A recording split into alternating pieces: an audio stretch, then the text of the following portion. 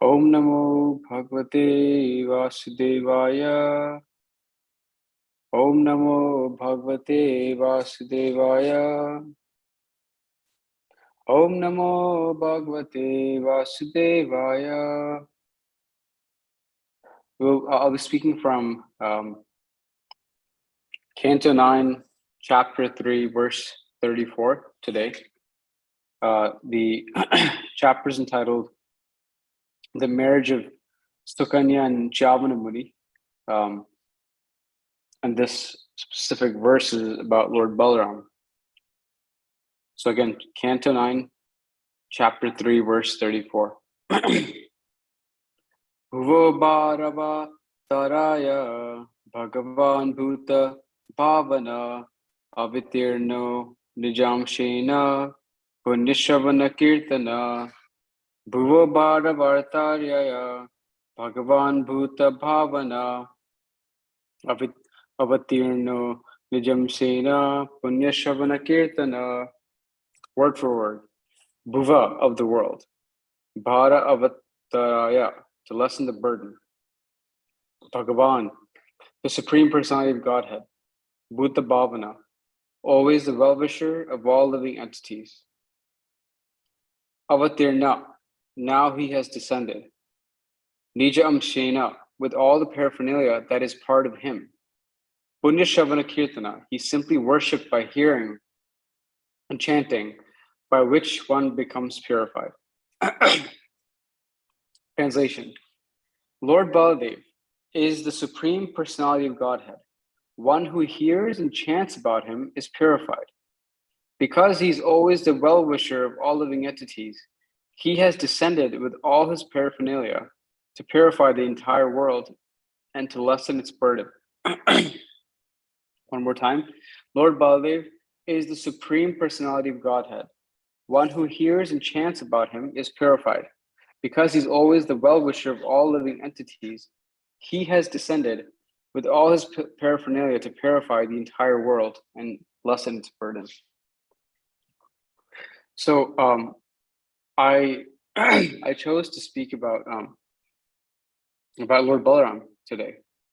I know Balaram Jayanti just passed, so some of this is something you've heard before. But the interesting thing is that typically we only hear about Lord Balaram around Balaram Jayanti time. Otherwise, we don't really hear much about him throughout the year.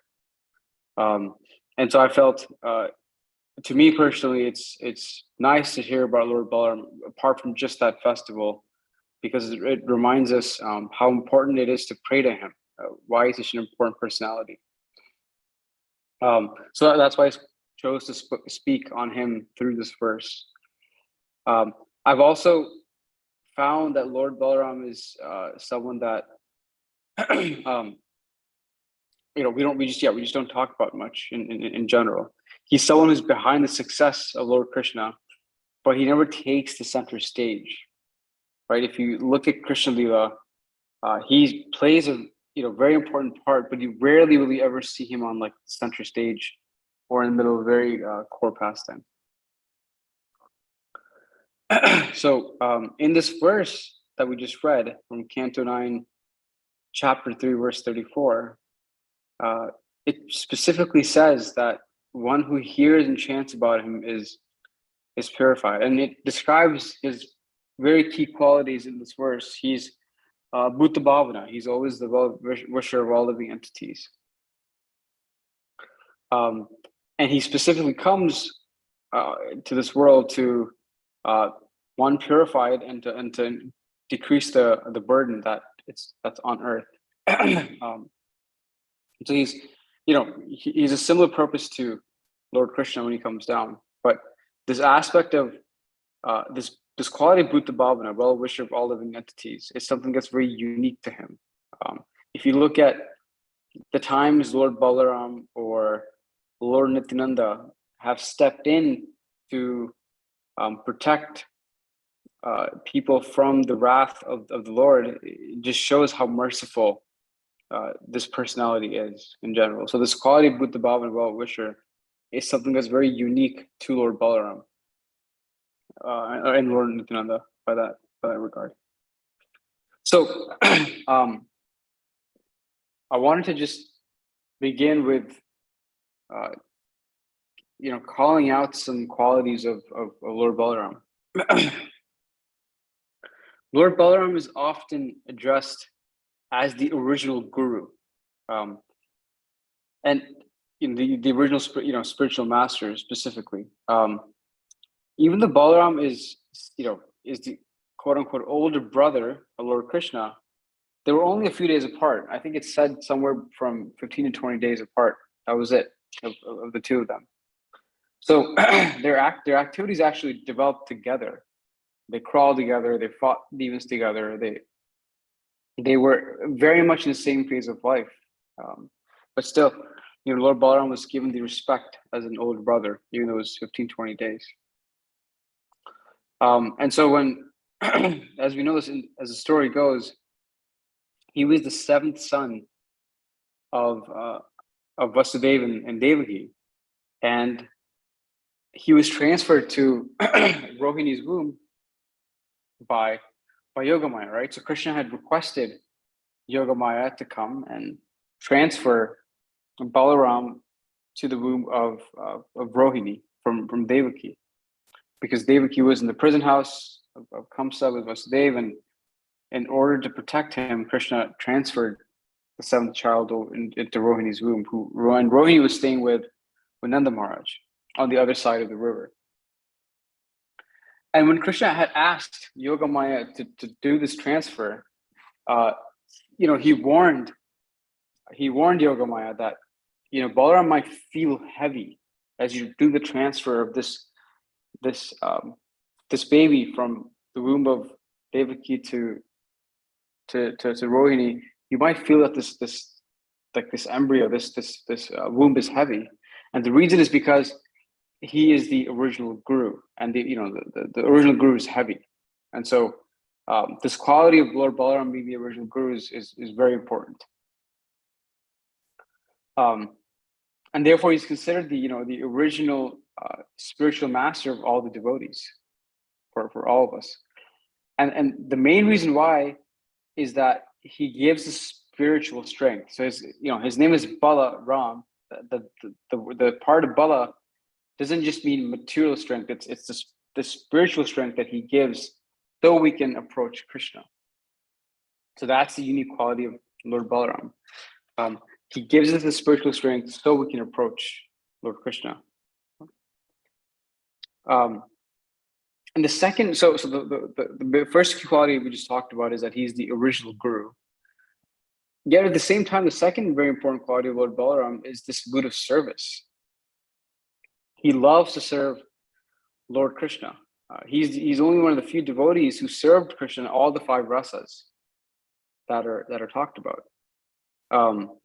He in this verse we read that he descended with all his paraphernalia.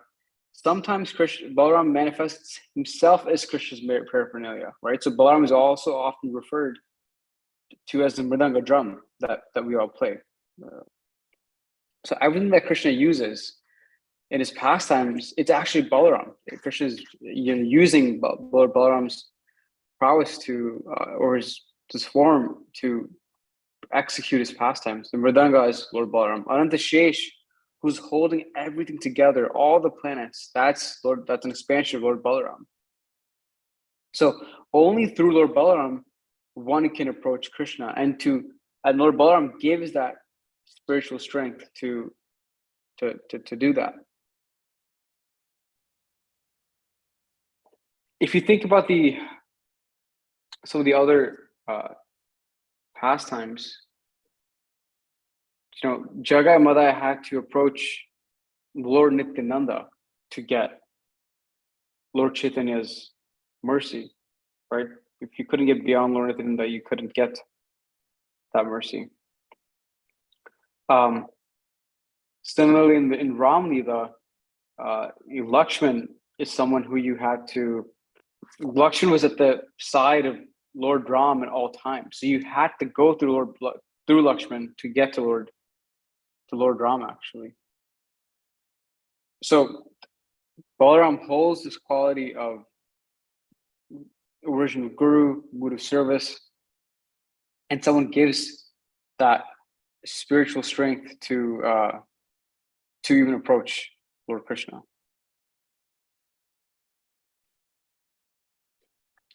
We'll speak a bit more about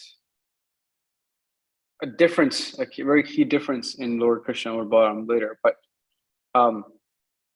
oftentimes it's said that, oftentimes by Bhaktivinoda Thakur or by Srila Bhakti Siddhanta Saraswati Thakur, they talk about Krishna's pastimes in Vrindavan in terms of them killing the demons, right? We hear about Lord Krishna killing demon, this demon, that demon in Vrindavan.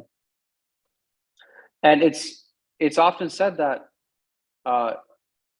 Krishna is helping the devotee, removing these obstacles in their path of Krishna consciousness by killing these demons. These demons represent a obstacle that is in the path of devotional service, in the path of approaching Krishna. So when Krishna is killing these demons in Vrindavan, each of these demons actually represent something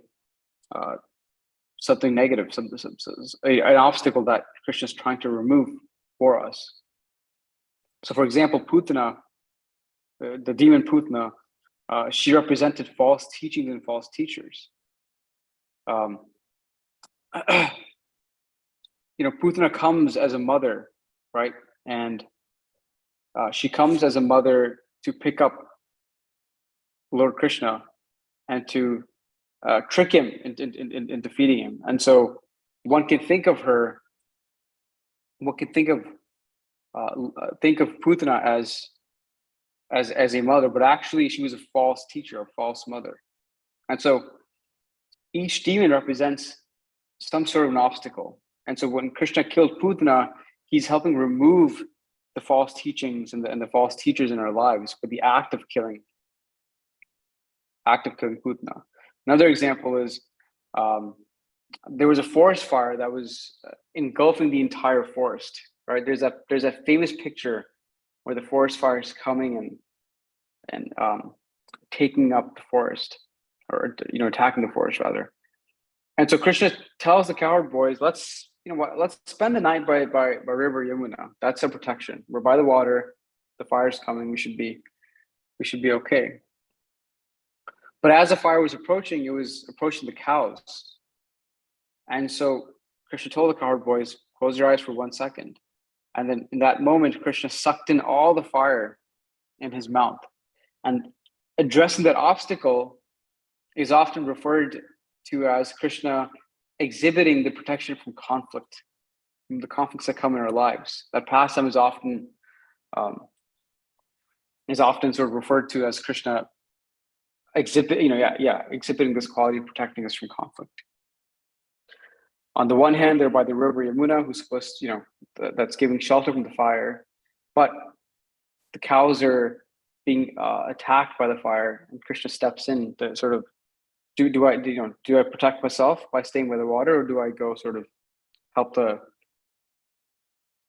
cows? And in this case, Krishna that demonstrates this quality of protecting us from conflict. I mean, this is just one example. There's so many pastimes in Krishna Lila where Krishna exhibits this quality of protecting devotees from conflict.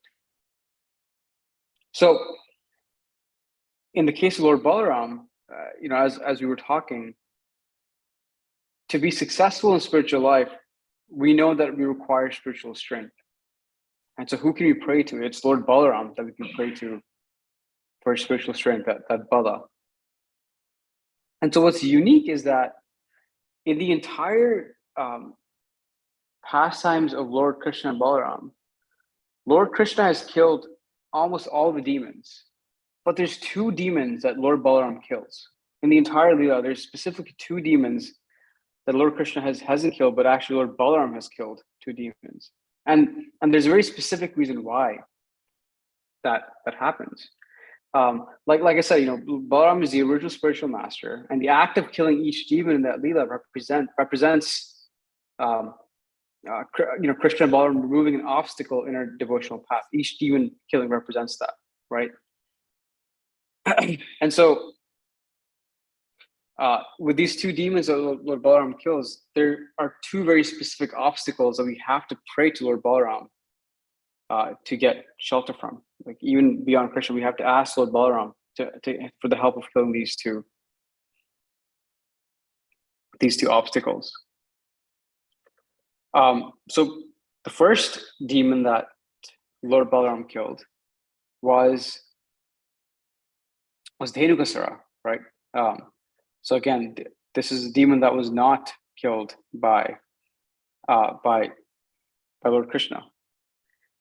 Now Dhenukasura, he was Kamsa's buddy. He was, Kamsa's right-hand man. This is when Kamsa was trying to send demons to kill Lord Krishna and Balaram. Dhenukasura was one of the close ones of Kamsa. And so Dhenukasura had this mystic power where he could transform himself into different shapes, right? He could turn into whatever shape that he wanted. And so in this case, Lord Balaram caught this demon by his hind leg and threw him around. We've seen famous pictures of, he sort of, he throws him around and the demon falls on a tree. And that's how the demon passes away. So Dhenukasura represents, the obstacle that he represents is gross material intelligence. Prabhupada refers to it as intellectual scientists who are atheists that never take shelter of Krishna. That's what he's specifically referring to when he says gross material intelligence.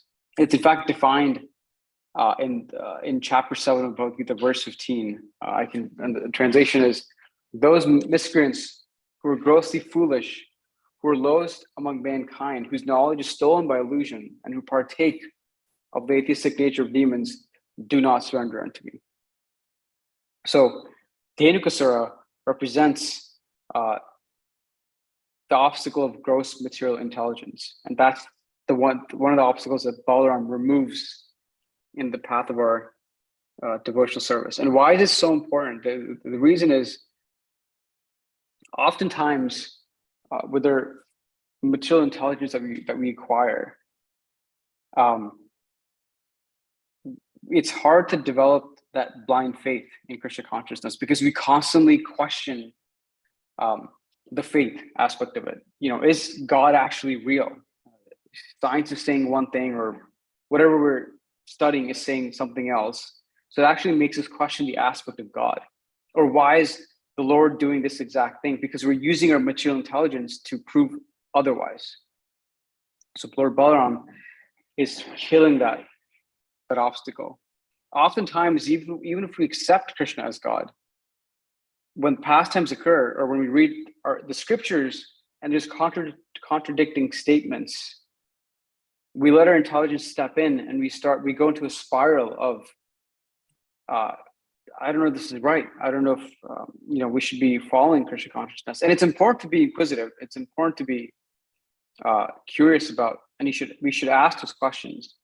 But oftentimes our intelligence can take over and take us in the complete other direction. And so Lord Balaram felt it was important for him to personally remove that obstacle, and that is represented by him killing Dhenukasura. Dhenuka actually in his previous life was the son of Bali Maharaj. So, and so when Krishna had come in the form of Nrsimhadev, and when Nrsimhadev had killed Hiranyakashipu, one of the promises he made to Prahlad Maharaj was that I personally will not kill anyone in your generation. So, and Bali Maharaj was in the line of Prahlad Maharaj, and so Dhenuka was the son of Bali Maharaj in his previous life, and so Krishna couldn't kill him, and so instead Balaram had to come and kill Dhenukasura in this pastime. So the second demon, or the second obstacle that Lord Balaram kills in our life is the demon Pralambasura. This demon he specifically represents this desire for special recognition, this celestial inclination. That's the very specific obstacle or the quality that this demon had, was that there was this desire for very special recognition at all times. And also this demon had some power where he could also change into different people. I think in this case, he had changed himself into a cowherd boy. So no one could tell that he was a demon. He came in in the form of a cowherd boy. Of course, Krishna knew that this wasn't the cowherd boy, a cowherd boy. And so Balaram, in this case, started wrestling with this cowherd boy.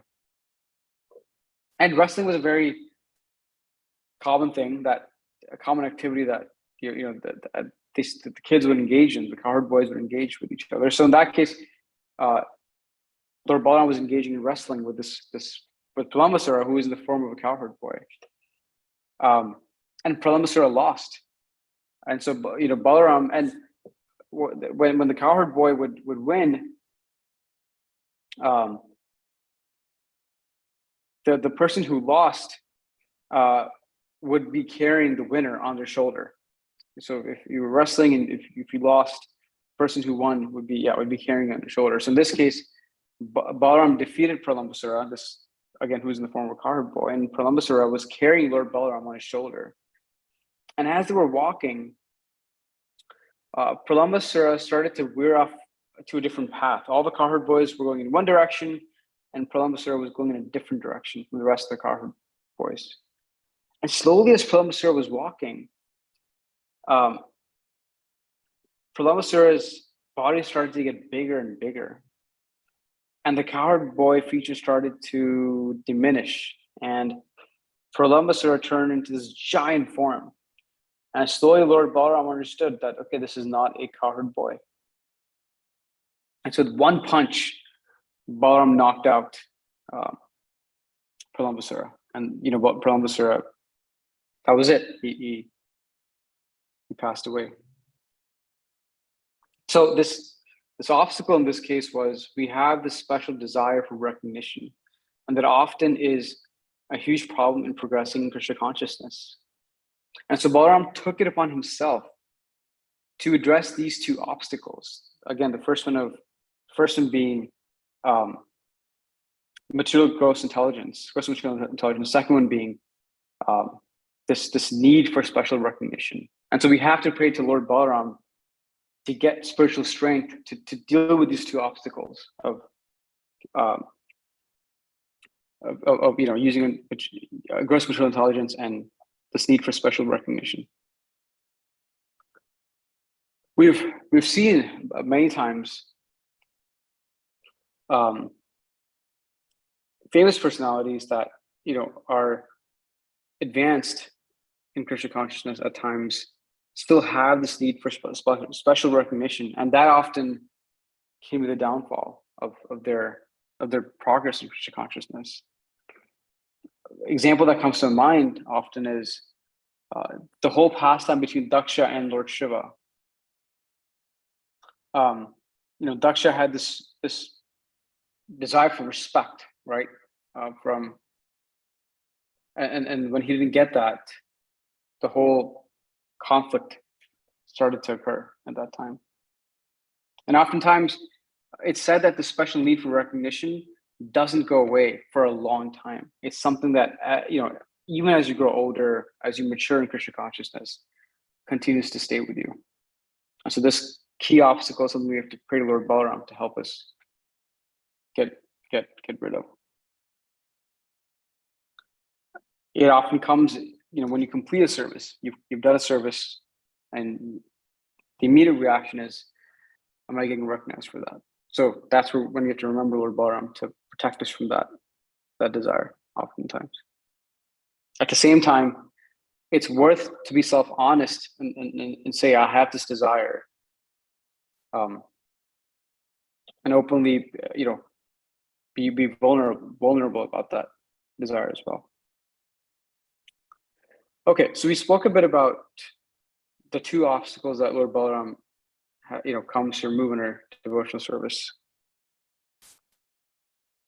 I wanted to speak a bit about Now, the relationship between Lord Krishna and Lord Balaram. We spoke about this quality of Lord Balaram, that he has this intense desire to always serve Krishna. And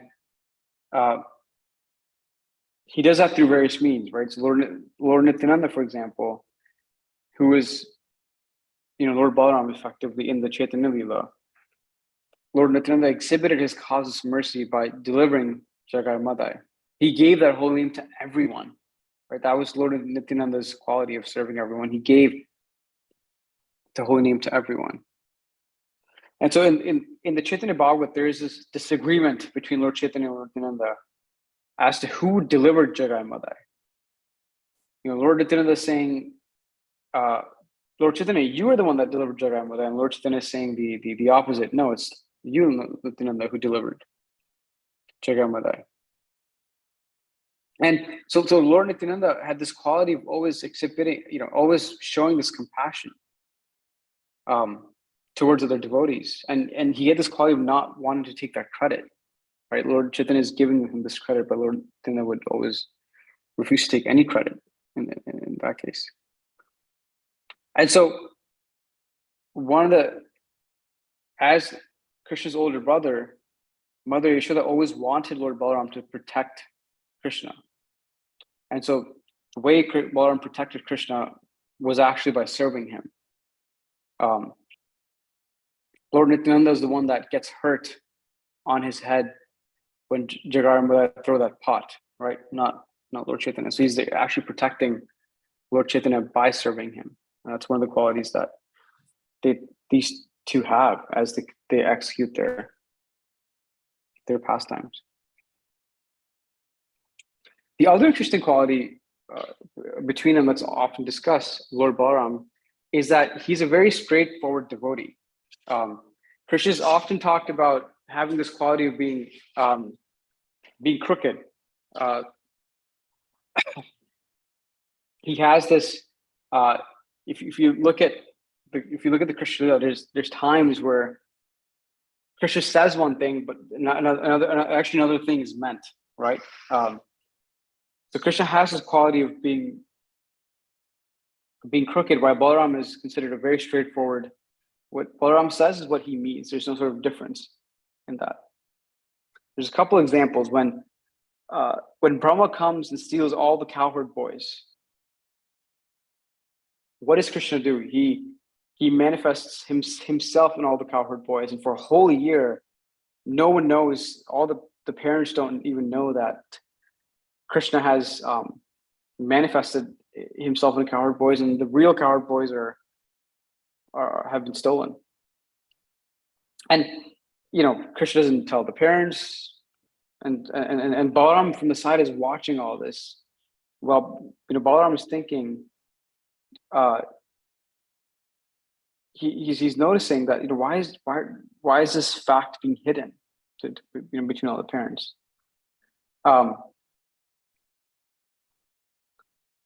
And Balaram notices that all the gopis are loving their children so much, like very extremely, like this specific year when Krishna has, replaced or effectively all the cowherd boys. Balaram is noticing that all the gopis are loving their children so much this specific year, and it's because they're actually taking care of Krishna, right? That's who they're taking care of.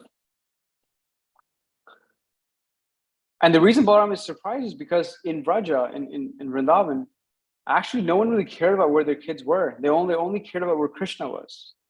And so Balaram was noticing that all the gopis were actually very much taking care of their own kids. The cows and the newborn calves were, sort of they were very close to each other at all times. So Balaram noticed why is it so different? Usually everyone's after Krishna, but this time everyone's just very much on their own kid. And then he realizes, of course, that it's because Krishna has manifested himself, because Lord Brahma stole all the cowherd boys. And so Krishna hides that fact, right, from the parents. And Lord Balaram is, again, straightforward. He's why should we just have this be open? But he participates in this pastime, doesn't say anything, and he supports Krishna rather in that pastime. Another pastime is when outside of Dwarka, this is when Krishna's a king living in Dwarka. Outside of Dwarka, this sannyasi comes, and there's this rumor being spread that unmarried girls can come to this sannyasi, show their hands, and the sannyasi will tell you which boy you will be getting married to. And that sannyasi, by the way, was Arjuna. So Subhadra wanted to actually marry Arjuna, and so she was looking to avoid marriage to anyone else somehow. And so Subhadra comes to Arjuna, who is dressed as a sannyasi, right? And what Arjuna does is he kidnaps Subhadra and takes off. And Balaram sees this and gets mad at Krishna and saying, "How are you allowing this to happen? How can Arjuna just steal or kidnap Subhadra and run off? He's dressed as a sannyasi. What's going on? This is a religion. He should be condemned for this." Again, in Balaram's mind, it's very straightforward. There's no he's seeing something incorrect happening. He wants to correct it. There's no other loophole, right, as such in his head. But Krishna comes in and asks Lord Balaram, was the disrobing of Draupadi dharma? Was that okay? No one said anything at that moment. But Balaram says, no, Arjuna should be killed. He's Subhadra is being stolen. And Krishna says actually Subhadra is the one that's stealing Arjuna. Because Subhadra starts to drive the chariot and Arjuna is getting ready to fight. And so Krishna is saying, look, actually Subhadra is the one that's stealing Arjuna, not the other way around. And so when Balaram gets calms down. And it's because Balaram's whole plan was to actually get Subhadra married to Duryodhana. Lord Balaram was Duryodhana's guru in many instances, and Balaram wanted Subhadra to marry Duryodhana, but in this case, Arjuna kidnaps Subhadra, with consent, and they get married.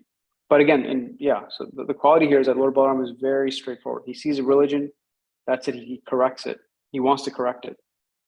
Lord Krishna's quality of being crooked is says one thing, means something else. This quality is often talked about in that lila. The other qualities that Lord Balaram gives provides a lot of charity. The day the Kaliya pastime took place, all the inauspicious omens were taking place, and there was one person that wasn't there that day, and that was Lord Balaram. He wasn't there at that pastime, and the reason is because that was his appearance day, and he was giving charity from his house that day. That's the other aspect, quality of Lord Balaram. So those are some of the main glories that I wanted to cover our Lord Balaram. I hope we can all pray together to get the ball of the strength, spiritual strength, to shield us from our material intelligence taking over, and number two, from this aspect of special recognition. And I hope we can hear about Lord Balaram through the year instead of just the Balaram Jayanti time. So I'll pause here for if any of the devotees would like to add anything, please do so. Yeah. Or if there's any other thoughts, I'll pause.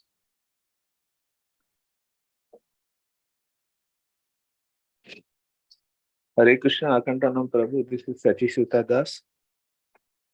Hare Krishna, Prabhu. Thank you very much. Thank you very much for sharing the glories of Balaram. Very inspiring, very touching. And Thank you, Prabhu. It's very merciful, and even though there are only limited audiences for your classes, the content is very nourishable and encouraging. Thank you. Hare Krishna. Thank you. I hope you're doing well, Prabhu. Thank you. Yes, Prabhu. Thank you.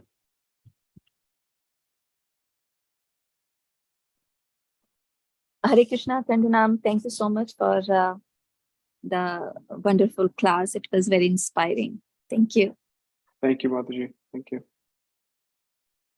Hare Krishna, Prabhu. I especially love the contrast that you did between Krishna and Balaram, the straightforwardness and the crookedness.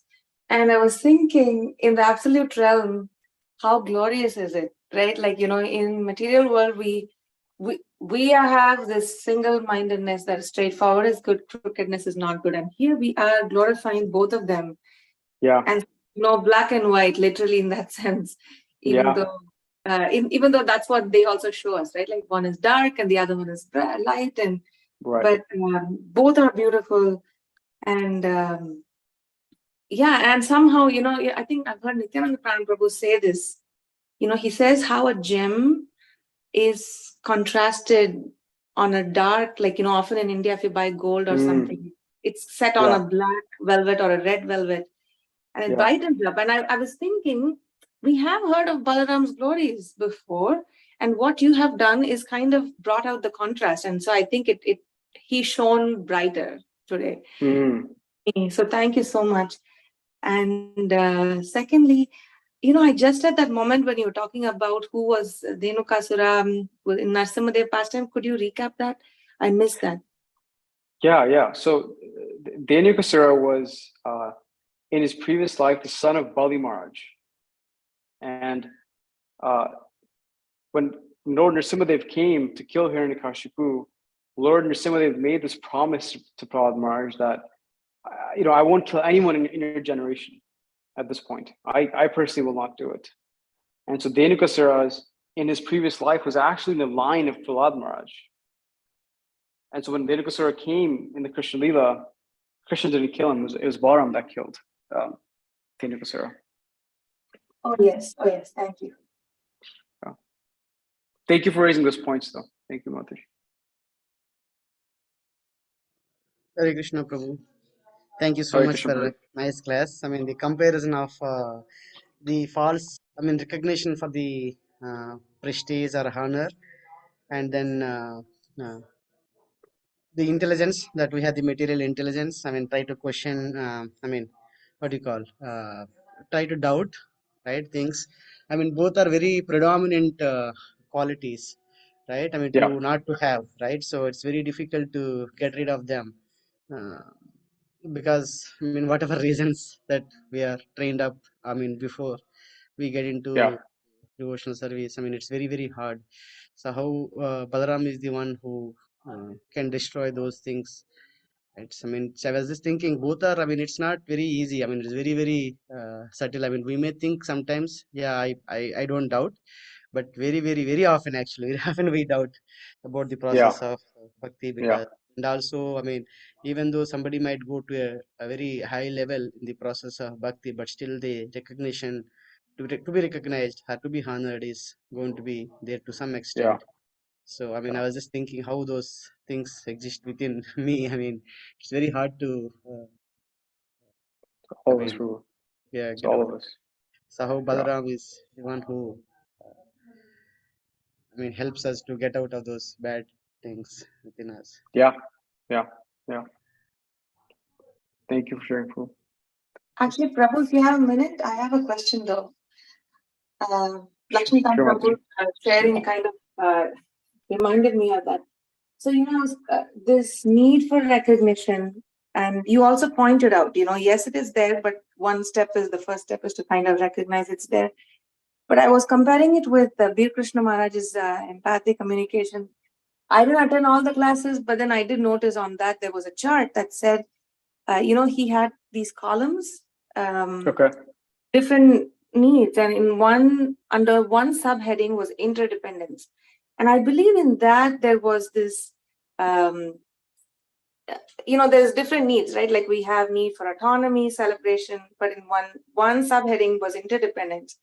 And there was certain keywords, right? Like respect, support, understanding, trust, and warmth, and all of that. And so I'm just wondering, in light of that, how would we look at this particular issue we may have?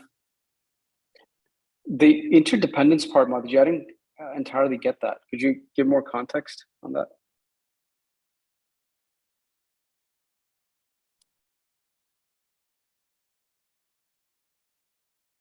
Prabhu, Mataji, still there? You're on mute in case if you're speaking. Sorry, my phone was misbehaving. So I was saying that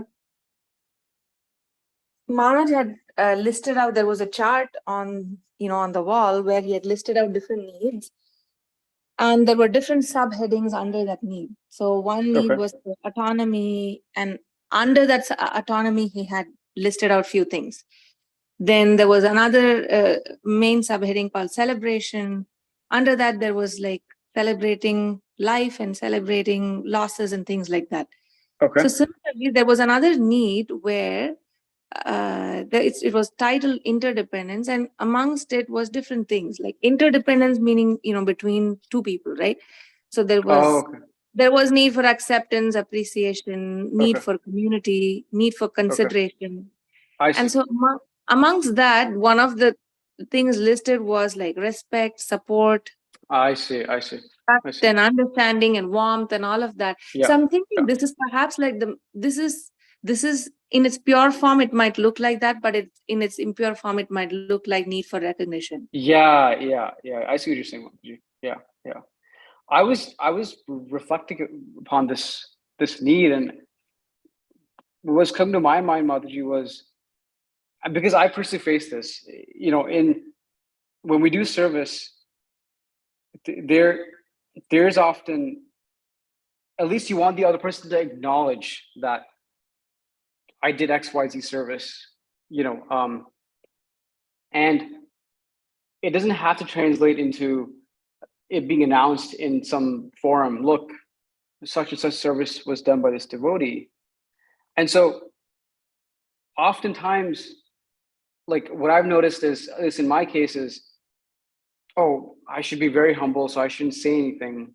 That I'm feeling this way, that, hey, I haven't been acknowledged, or I haven't been given support, or I haven't been given respect for the service I've done. But I personally found in my case, oftentimes with your close friends or the devotees you're sort of taking guidance from, it's worth to share, hey, I did XYZ service and I felt maybe there was a lack of support here, or that this wasn't acknowledged.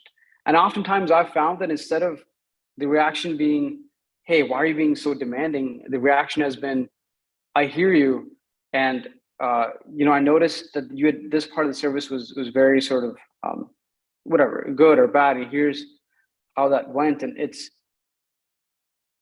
helped in that case. So I think like this need of special recognition can often be taken as, oh, I shouldn't expect sort of any support or any acknowledgement, which is not primarily the message. The message is so much that when you do service, let that not be the reason why you become egoistic and you expecting your name to be announced in front of a large crowd and XYZ.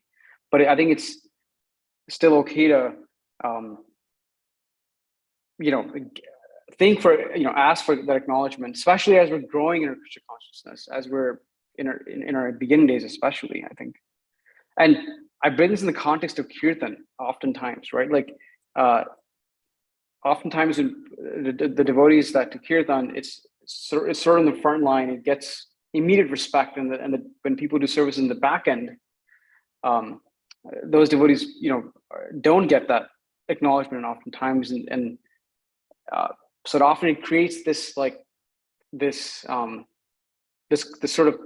this image of only if you do kirtan you get respect, otherwise you don't get respect. And so I think it's okay to. I wasn't there for Brikisha Maharaj's seminar, but I know I've heard a few of his classes. So my thinking is that it's okay to sort of aspire for that acknowledgement and get support from your friends, your near and dear ones, and your senior devotees as well. I don't know if that was just my reflection, Mataji, as we were bringing up this point and how I was thinking about special recognition. I think of Lakshmi Galan Prabhu, for example. He's always manning the sound and the Zoom calls, and for all these big events. Every time he's in the background scene, always doing it. And it's not, he's not being glorified on the stage, but he's always continuing with that service every time. And if that service wasn't there, we wouldn't be able to attend anything during the COVID times or at the temple, hear properly. And so, yeah, and again, often those back-end services don't get recognition. And I think it's wonderful to at least get acknowledgement from your near and dear ones and other senior devotees. Yeah, those are just my thoughts. Rosanna Mataji, as you were bringing that up. Thank you, Prabhu. I think it's also very much in line with Maharaj had mentioned in some other context. I'm putting it all together here. Is that I think one of the things he said was, you may not receive acknowledgement directly from that person, but hey, we are the adults and we can get what we need in a kind and in a mature way. And so that's what I'm hearing from you, from your example. And I have also thought about how Lakshmikant Prabhu's this service, kind of like a yeoman service. It's he's there. He's in one sense he's also in the front line, I think, especially in the people. So yeah, thank you for showing by your example, and thank you, Lakshmikant Prabhu.